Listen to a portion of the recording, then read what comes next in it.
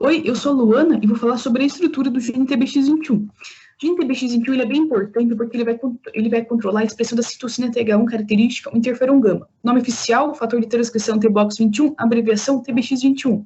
Aqui eu tenho alguns sinônimos do nome do gene e também tenho aqui o número do DOMIN 604895, localização cromossômica braço longo do cromossomo 17, segunda região, terceira banda, terceira subbanda. O gene TBX21 fica na fita direta. Que eu tenho as coordenadas genômicas, uma imagem aqui do cromossomo 17, com destaque ali para o braço longo e sinalizado por esse retângulo em vermelho a localização mais exata do gene TBX21 nesse cromossomo. No total, são 6 genes vizinhos, vou especificar apenas o TBKBP1, que codifica uma proteína adaptadora que se liga à enzima quinase TBK1. Essa proteína codificada por esse gene também é bem importante porque ela faz parte da rede de interação na via TNF, que é a via de sinalização do fator de necrose tumoral. A fita transcrita nesse gene é a fita direta. Aqui tem uma imagem da sequência de nucleotídeos que vai formar o promotor do gene, promotor que é bem importante para a transcrição, porque a ele, vão se ligar proteínas chamadas fatores de transcrição que podem ativar ou inativar o gene. No total, são 6 exons, 4 codificantes e 5 introns. Nessa imagem, que é a imagem do transcrito de maior apoio experimental, os introns são representados por essas linhas entre os setângulos coloridos correspondem, então, aos 4 exons codificantes, e a porção branca antes do primeiro exon e depois do sexto exon corresponde, então, respectivamente, às regiões 5' UTR e 3' UTR não codificantes. A fita transcrita é a fita direta, a gente pode ver, então, aqui pela imagem, traduzindo foreign strand, fita direta. Essa sequência de nucleotídeos em vermelho é a sequência que forma a região 5' UTR não codificante, e essa sequência também em vermelho forma a região 3' UTR não codificante. Ambas as regiões, apesar de não serem traduzidas, são bem importantes para a regulação da transcrição e da tradução. Cerca de 70% dos introns conservam no seu início esse dinucleotídeo, EGT, e no final o AG, que é bem importante, então, para a remoção dos introns no contexto do splicing. Databox, são sequências de nucleotídeos no promotor do gene, ricas em adenina e timina, bem importantes para o início da transcrição. Essas sequências vai se ligar então, a uma proteína chamada proteína de ligação TATA.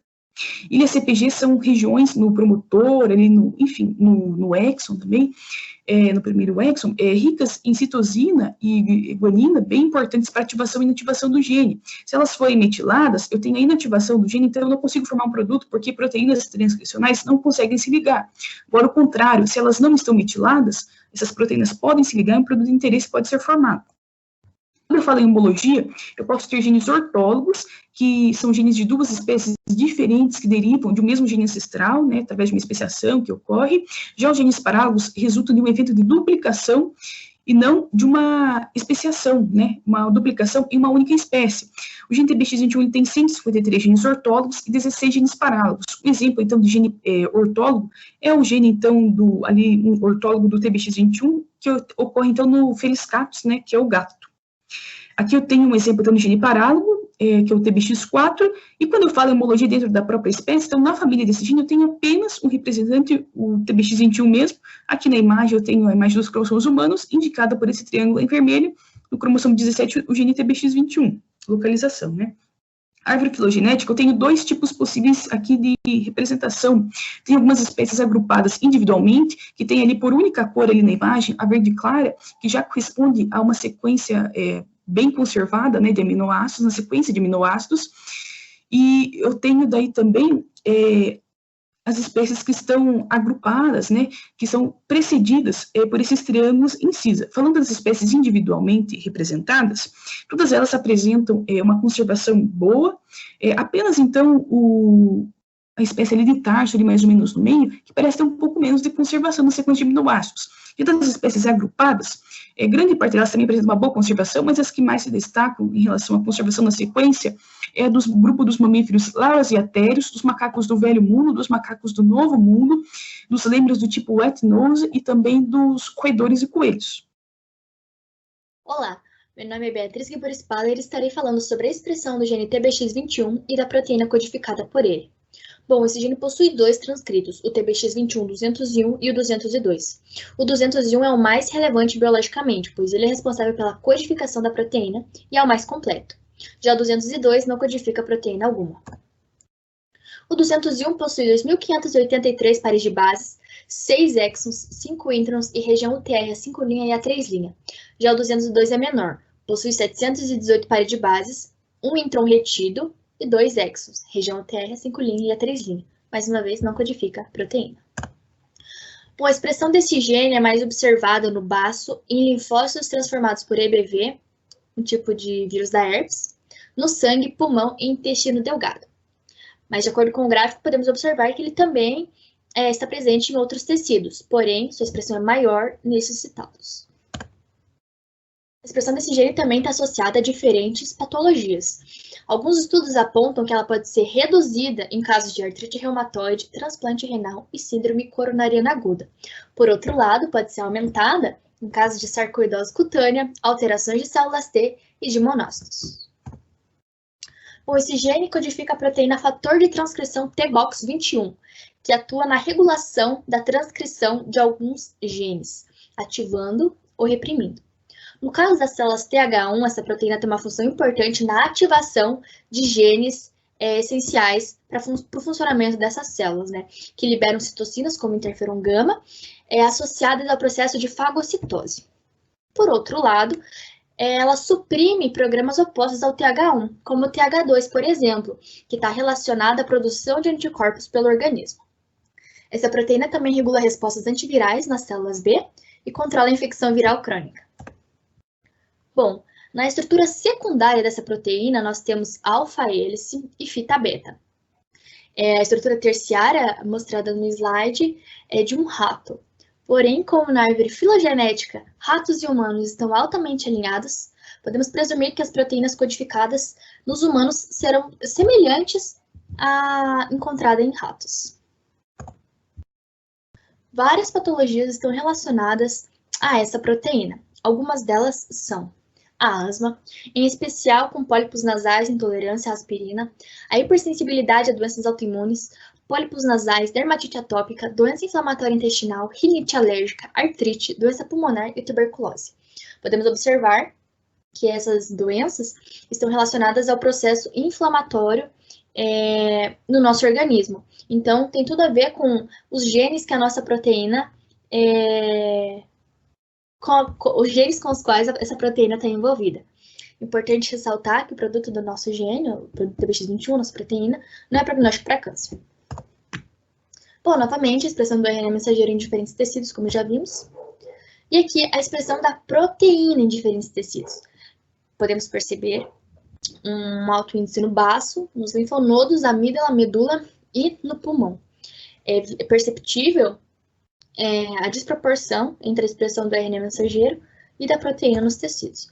Mas isso pode ser explicado por alguns fatores, como, por exemplo, a instabilidade do RNA no citoplasma, que é logo degradado, né? Então, o alto índice de RNA mensageiro no citoplasma não indica necessariamente a tradução de todo esse RNA em proteína. Além disso, nem todo o RNA produzido é codificante, ou seja, processado, enfim, nem sempre ele é codificante. Além disso, não temos anticorpos suficientes para marcar todas as isoformas proteicas, né, no nosso organismo. Então, não tem como detectar em todos os tecidos. E esses são alguns fatores aí que podem contribuir para essa desproporção entre a expressão do RNA mensageiro e da proteína nos diferentes tecidos. Bom, por fim, a proteína se localiza no núcleo, pois como se trata de um fator de transcrição, está totalmente associado ao processo de transcrição do DNA que ocorre no interior do núcleo. É isso. Oi, eu sou a Daiane e eu vou falar agora um pouquinho sobre polimorfismos do gene TBX21. Esse gene ele tem mais de 8.000 polimorfismos, sendo que mais da metade, cerca de 5.200, são SNP, então polimorfismos de substituição de nucleotídeos. A gente tinha o nucleotídeo original que foi mutado e trocado, em seu lugar foi colocado outro. Mas ainda há mutações de deleção, inserção e repetições de nucleotídeos. Dentro dessas variantes, 58% são variantes de introns do gene TBX21, 26% são variantes de transcrito não codificante, e ainda a gente tem variantes missense, variantes sinônimo, variantes UTR, em regiões UTR. A maioria dessas variantes não causa doença ou não tem fenótipo conhecido, enquanto outras causam predisposição a asma, lúpus e ainda diverticulite. Uma dessas variantes que tem fenótipo é a variante RS5630-8324, que é uma variante de um intron do gene TBX21, e ela é uma mudança de base de adenina para timina. Essa variante ela tem como fenótipo a asma ou asma no início da infância. Ela tem uma frequência do alelo relativamente baixa na população. Mundialmente, 8%, em africanos, 1%, ameríndios, 7%, em asiáticos orientais, 13%, em europeus, 14%, que é a maior concentração, e no sudeste asiático, 5%. Outra variante, que é uma variante muito importante, porque ela está relacionada a diversas doenças, é a RS4794067, que é uma mutação na região reguladora do gene TBX21. Em casos mais raros, a timina, que é a base original, é substituída pela adenina. Em casos mais comuns, a timina é substituída por uma citosina. Quando isso acontece e a timina é substituída por uma citosina, se cria um sítio CPG que pode causar o silenciamento do gene, justamente por estar na região reguladora. Segundo o Omin, há dados dessa variante, quando é de timina para citosina, lá em japoneses, de causar asa triade, que é uma doença autossômica recessiva, ou seja, precisa-se ter a mutação nos 2 cromossomos, né? E tem como sintomas asma induzida por aspirina, suscetibilidade à asma e pólipos nasais. Quando a gente vai ver a frequência dessa variante na população, ela é relativamente alta. A gente tem 25% do alelo citosina na população mundial. Quando a gente vai ver o genótipo que causaria a asa triade, já é bem mais baixo. 3% em africanos, quanto o alelo é 18%, 10% em ameríndios, quando o alelo é 33%, 1% em asiáticos orientais, quando o alelo é 12%, 7% em europeus, quando o alelo é 25%, e 17% em asiáticos orientais, quando o alelo é 42%, que é a maior concentração dessa mutação, né, no sudeste asiático. Eu quis trazer uma variante neutra, que é uma variante que não é associada à doença, que é a variante RS17244544, que é uma mutação de também substituição de base de citosina para timina. É uma mutação na região 5' TR, então bem no comecinho do gene. Ela tem uma frequência bem baixinha na população, 2%, o alelo na população mundial. Em africanos é tão baixa que beira zero, em ameríndios 5%, não há dados em asiáticos orientais, em europeus 4% e no sudeste asiático 1%. Então era isso que eu queria falar um pouquinho sobre polimorfismos do gene TBX21.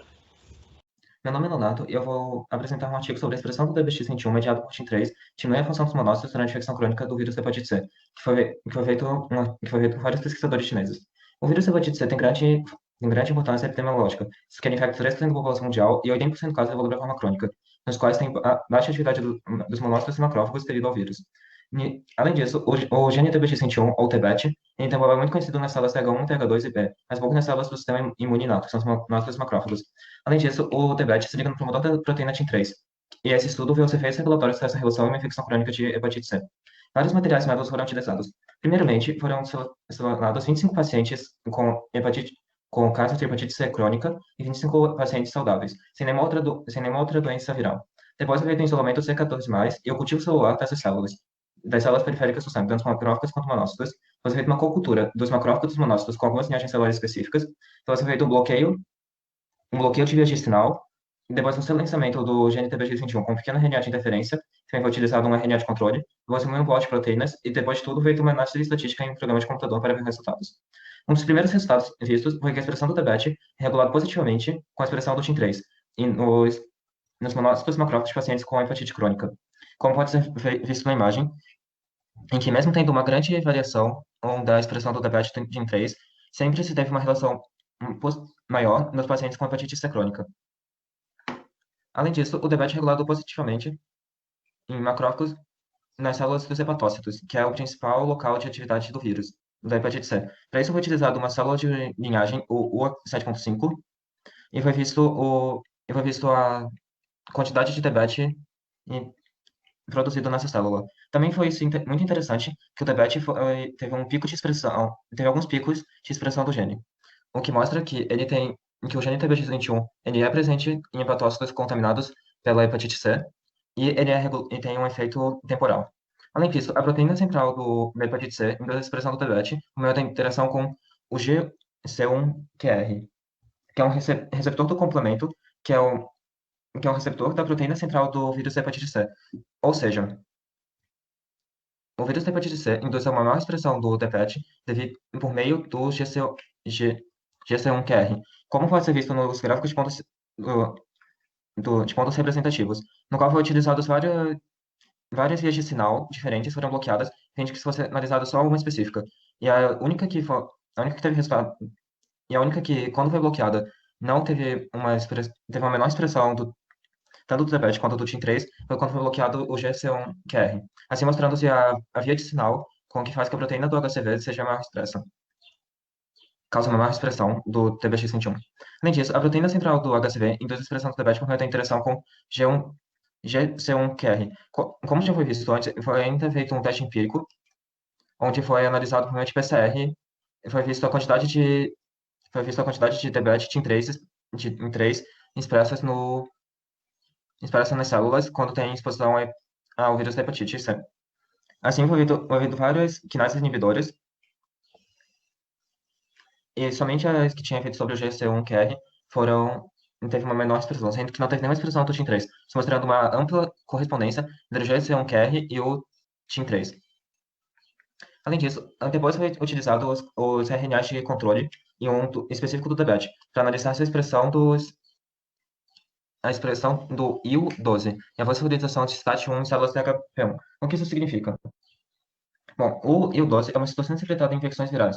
Ou seja, quando o TBET está menos ativo, quando tem o RNA de controle sobre ele, que faz com que ele seja menos ativo, tem uma maior expressão do IL-12. E, como pode ser visto nas duas imagens que fazem essa correspondência. Assim, mostra-se que o TBET tem uma função negativa de ativação sobre as citocinas, que essas citocinas que são o principal produto secretado pelos monócitos macrófagos do sistema de defesa imune inato, se mostrando que quando tem maior TBET, que é aumentado pelo HCV, tem menor liberação de citocinas, e assim a infecção viral persiste por mais tempo. Ou seja, a conclusão dos pesquisadores foi um modelo esquemático que sintetiza todos os resultados obtidos. Assim, o TBET e o TIM3 têm uma função muito importante nas infecções crônicas por HCV. O vírus na proteína central do vírus da hepatite C parece sequestrar os receptores inibitórios, se aumentando a expressão do TBET e TIM3 para facilitar a infecção persistente. Assim, o TBET é induzido pela interação HCV e GC1QR através da via GNK e aumenta a expressão de TIM3, levando à função dos macrófagos monócitos unidos durante a infecção crônica de HCV. Embora os mecanismos precisos para a expressão do TIM3 mediado por TBET ainda não tenham sido totalmente elucidados, a identificação de relação entre a expressão de TBET e TIM3, sua função na regulação imunológica inata e modelo de doença humana revela novos imunoterapêuticos, alvos para hepatite C e outras infecções virais crônicas. Visto que o vírus da hepatite C é somente um dos vírus em meio a todo o painel epidemiológico. E o TBX21 tem um papel crucial em outras infecções virais, sempre indo à margem para outras pesquisas nessa via. Eu sou Amanda e vou falar sobre o artigo Evidências para associação genética de TBX21 e FNG com lúpus eritematoso sistêmico em uma população chinesa RAM. E esse artigo ele foi publicado na revista Scientific Reports.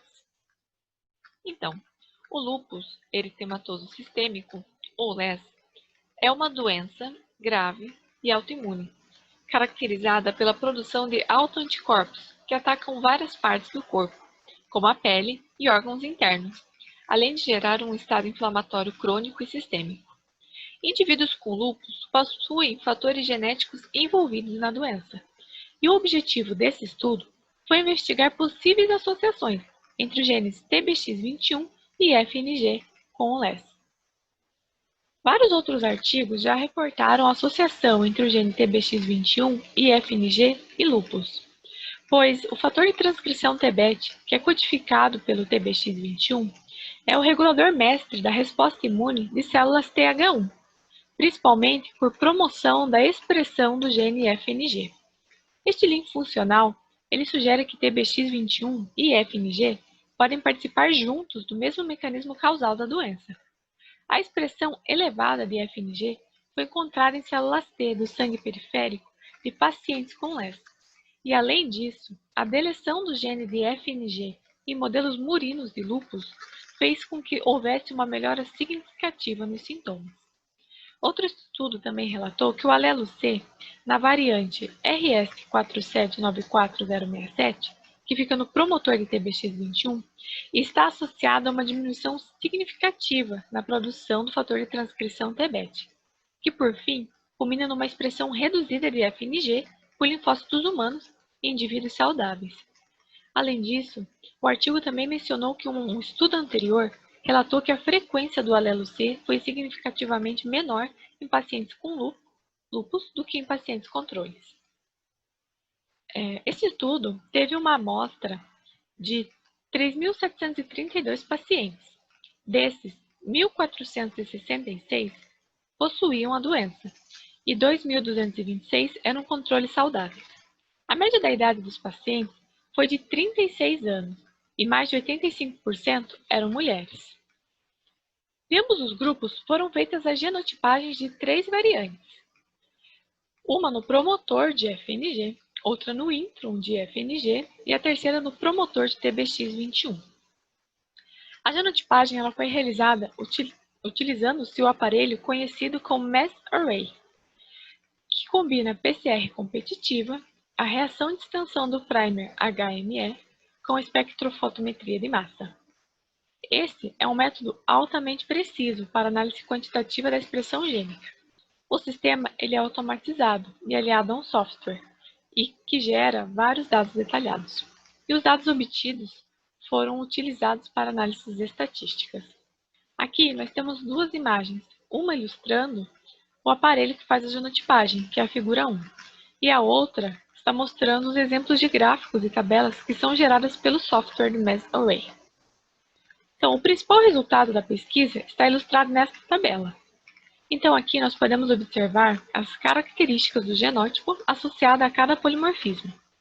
No caso das variantes em TBX21 e em FNG, marcadas aqui em vermelho, a frequência dos alelos T e C, tanto em pacientes com lúpus quanto em indivíduos controle, não variou na população estudada.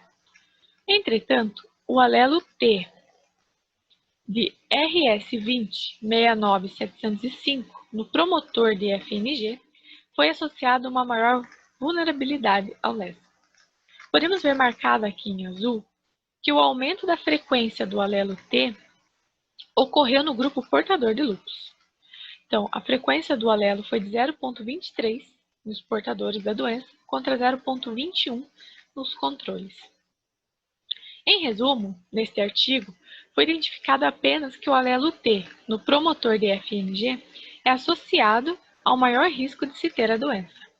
Uma análise combinada com dados de outros estudos mostrou que essa variante tem uma associação significativa e consistente com o aumento do risco para lúpus em diferentes subgrupos humanos. Em contraste com estudos anteriores, não foi achado nessa pesquisa a associação significativa do lúpus para as variantes de forma isolada de TBX21 e no intron de FNG. Porém, como houve associações dessas variantes com o lúpus em outros estudos, pesquisas futuras são necessárias. Este artigo ele também forneceu evidências de que a interação gene-gene entre TBX21 e FNG conjuntamente podem estar mais relacionadas à suscetibilidade à doença do que esses fatores isolados. Olá, meu nome é Sofia e, dando continuidade, eu vou tratar do artigo O polimorfismo TBX21-1993-TC é uma associação com a resposta TH1 e TH17 no periapex e com o risco do desenvolvimento de lesões periapicais, publicado no jornal Leucoc de Biologia em 2018. Primeiramente, afinal, o que são lesões periapicais? Lesões periapicais são reações inflamatórias decorrentes da resposta complexa imune do indivíduo. Elas geram aumento da atividade proteolítica e de reabsorção óssea no periapex dos dentes. Mas o que isso tem a ver com TBX21? Primeiro deve-se considerar que protocitocinas típicas, TH1, TH10 como interferon gama e interleucina 17, atuam como perturbadores do equilíbrio do fator osteogênico RANKL e o seu antagonista, OPG. Isso ativa os mecanismos de absorção óssea e está diretamente ligado com a doença. E o TBX21, também conhecido como TBET, é um fator de transcrição mestre TH1 e funciona de diferenciação dessas células. Há estudos que indicam a predominância da resposta do tipo TH1 e a associação do interferon gama com a atividade das lesões. Muito obrigada, Por isso, o objetivo geral desse artigo é mediar quais são os impactos da variação genética RS4794067 na resposta TH1 em vivo e em vitro, no risco e resultados de lesões periapiciais. Para isso, eles utilizam um caso-controle e uma investigação funcional do TBX21 e dividem em 3 grupos de pessoas: pacientes com lesões periapiciais, grupo com cárie profunda e grupo de controle saudável. E fazem uma análise genotípica, uma análise de expressão gênica e uma cultura de células in vitro. Vale lembrar que na análise de expressão, eles pegaram apenas pacientes com lesões periapicais e pacientes com controle saudável para fazer a análise. Para a genotipagem, eles utilizaram a química de Tachman. E para a análise de expressão, eles utilizaram a extração de mRNA, de TBET e de interferon gama, e fizeram uma RT-PCR real-time. Como resultado, algo muito marcante que eles encontraram, como podemos ver nesse gráfico, é que pacientes com lesões apresentaram menor frequência em genótipos TC, CC e TC mais CC quando comparados em genótipos TT. Além disso, eles realizaram uma análise de expressão nas lesões, e pacientes com lesões, como já é esperado, apresentaram maior expressão de TBET e interferon gama. Então, eles fizeram uma análise a partir do genótipo e descobriram que pacientes TT apresentam uma expressão maior de TBET e interferon gama comparado com quem tem um alelo mutante. Já em relação à interleucina 17, eles observaram o oposto. Pacientes TC e CC apresentaram maior expressão de interleucina 17. O gráfico abaixo indica que nenhum outro fator foi relevante na expressão. Após isso, eles realizaram uma razão entre o fator osteogênico RANKL e o seu antagonista OPG para identificar lesões ativas e inativas, diferenciar entre os genótipos. E perceberam que igualmente nos 2 genótipos, quando a lesão está ativa, a maior expressão de interferon gama, TBET e interleucina 17. Em vitro, eles observaram uma coisa importante. Assim como em vivo, interferon gama tem uma expressão maior em pacientes TT do que pacientes TC mais CC. E eles observaram que em relação à interleucina 17, não aconteceu a mesma coisa. Resumindo, há uma frequência diminuída de genótipos polimórficos em lesões periapicais. A hipótese que eles elaboraram foi que o polimorfismo está associado com uma susceptibilidade e resistência à doença. Pacientes com cárie profunda têm a mesma chance que pacientes com lesões periapicais de desenvolver lesões periapicais, mas não desenvolveram, e há uma maior frequência de pacientes, e há uma maior frequência do alelo mutante em pacientes com cárie profunda do que os pacientes com lesões periapicais. Pode ter a ver com um envolvimento do polimorfismo com a resposta TH1, causando uma diminuição da resposta TH1 e diminuindo a suscetibilidade ao fenótipo.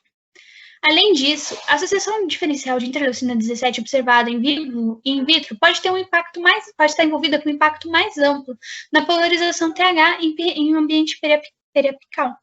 Eles reforçam a ideia de que tem que ter mais estudos para comprovar essa hipótese, mas eles conseguiram corroborar que o polimorfismo tem a ver com a expressão de TH1 e TH17 e o desenvolvimento de lesões periapicais. Obrigada pela atenção. Meu nome é Anne, irei falar do artigo Alterações Dinâmicas de Metilação de DNA de TBX21 durante a uveíte autoimune experimental em camundongos. A uveíte é uma doença ocular inflamatória da parte dos olhos que acomete o trato uveal e pode levar à baixa visão e à cegueira quando não tratados. Além de ocorrer em todo o mundo e afetar predominantemente a população em idade ativa, a uveíte autoimune experimental, chamada EA1, é um modelo animal de uveíte clássico, que tem sido amplamente utilizado para estudar a uveíte humana. O antígeno retinal específico, que é uma proteína ligada a retinoide interfotorreceptor, pode ser usado para induzir EAU em cepas de camundongos suscetíveis. O acúmulo de evidências mostrou a importância do subconjunto linfócito TH1 na patogênese da uveíte clínica. TBX21 é um fator-chave de transcrição específico desse conjunto de célula TH. Além disso, a alta cópia do gene número TBX21 correlaciona-se com maior suscetibilidade à uveíte anterior aguda. A metilação do DNA é a modificação epigenética mais estudada. É regulado por enzimas catalicamente ativas específicas, DNA metiltransferases, incluindo DNMT1, que tem como função manter a metilação durante a réplica de DNA. A metilação do DNA é um meio epigenético bem estabelecido de regulação gênica no sistema imunológico. Portanto, este artigo tem como objetivo o estudo da dinâmica de metilação do DNA de TBX21 e outros durante o desenvolvimento de doenças autoimunes e tem a uveíte como modelo de doença. Para esse estudo, foi realizada a indução de EAU por meio de uma proteína de ligação ao retinoide interfotorreceptor. Também foi feita uma coleção das retinas e dos complexos coroides RPE, no qual a inflamação do segmento foi verificada a cada 2 dias, do 7º ao 14º dia, para confirmação que os ratos desenvolveram EAU com sucesso. Foi utilizada a técnica de amplificação por PCR em tempo real, com primers projetados para análise de metilação. Os sítios CPG de TBX21, a partir do local de início de transcrição, foram detectados de acordo com os primers projetados. A expressão de RNA mensageiro de TBX21 nas retinas e complexo coroide durante o EAU foi investigada para verificar se a mudança de metilação afeta a expressão do gene. Os níveis de RNA mensageiro de TBX21 foram detectados por PCR em tempo real. Analisou-se a correlação entre metilação CPG e a expressão de RNA mensageiro e TBX21 durante EAU, para investigar a associação entre a metilação CPG e a expressão de RNA mensageiro desse gene durante o desenvolvimento de EAU. Essa análise de correlação foi realizada para verificar a relação entre o local CPG1 e a expressão de RNA mensageiro de TBX21, retinas de camundongo EAU em momentos diferentes, pontos durante o desenvolvimento de EAU. Descobriu-se que o nível de metilação do sítio CPG1 mostrou uma correlação negativa com a expressão de RNA mensageiro de TBX21, como demonstrado pelo gráfico. A expressão de RNA mensageiro aumentou notavelmente e atingiu um pico no 14º dia durante o desenvolvimento de EAU. Em seguida, o nível de RNA mensageiro diminuiu gradualmente em uma maneira dependente do tempo, como demonstrado nos gráficos. Essa descoberta sugere fortemente que as mudanças de metilação foram responsáveis pelas alterações na expressão do RNA mensageiro. Estudos anteriores indicam que as modificações epigenéticas podem estar intimamente associadas à produção anormal de citocinas inflamatórias em várias doenças autoimunes. Portanto, investigou-se se as alterações de metilação do DNA afetaram a produção de citocinas nas assinaturas das células TH1 no modelo EAU. As expressões de RNA mensageiro de IFN gama foi medido por PCR em tempo real. Os dados mostraram que as expressões de RNA mensageiro de IFN gama aumentou gradualmente durante o desenvolvimento de EAU e atingiu seu pico no 14º dia e depois diminuiu, como demonstra o gráfico da esquerda.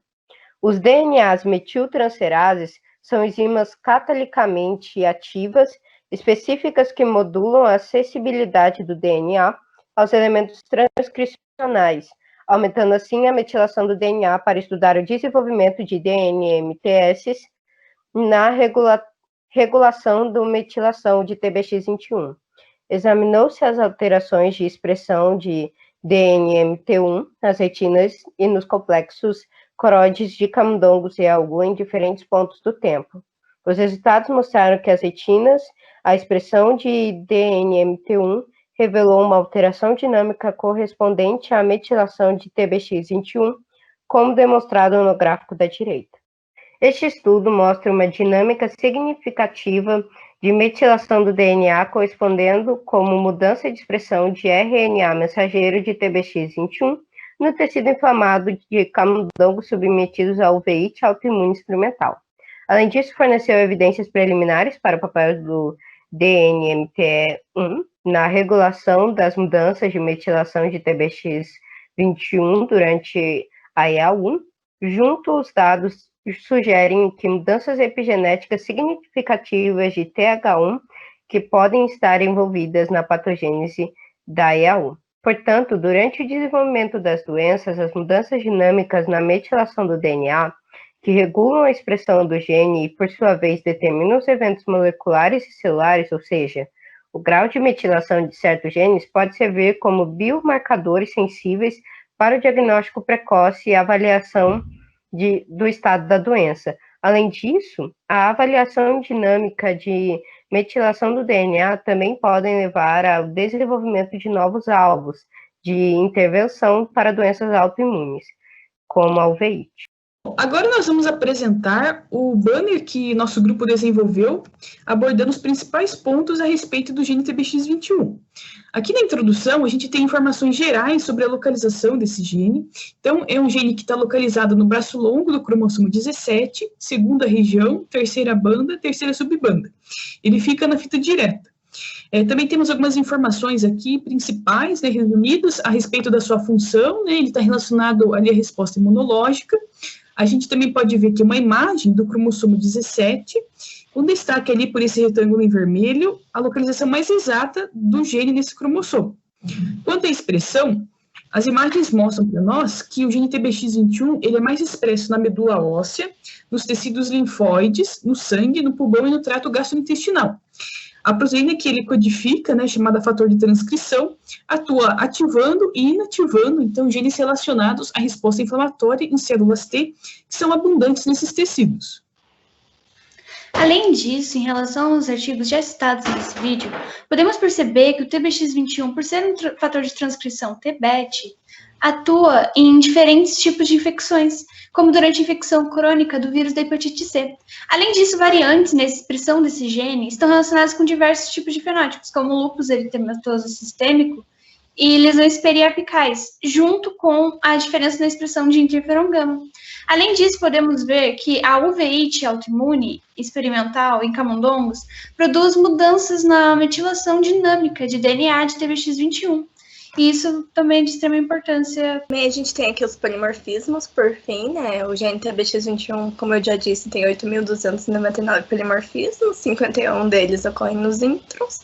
E a variante RS4794067 é uma variante muito importante, porque ela está relacionada a várias doenças, e uma delas a triade, que tem como sintomas asma induzida por aspirina, suscetibilidade à asma e pólipos nasais. Por fim, a gente vê que esse gene é de extrema importância justamente por ele ter consequências clínicas, né? Tem interesse clínico. Então aqui a gente tem o link do Carro e as nossas referências bibliográficas. Então era isso que a gente tinha para falar sobre o gene TBX21. Muito obrigada pela atenção de todos.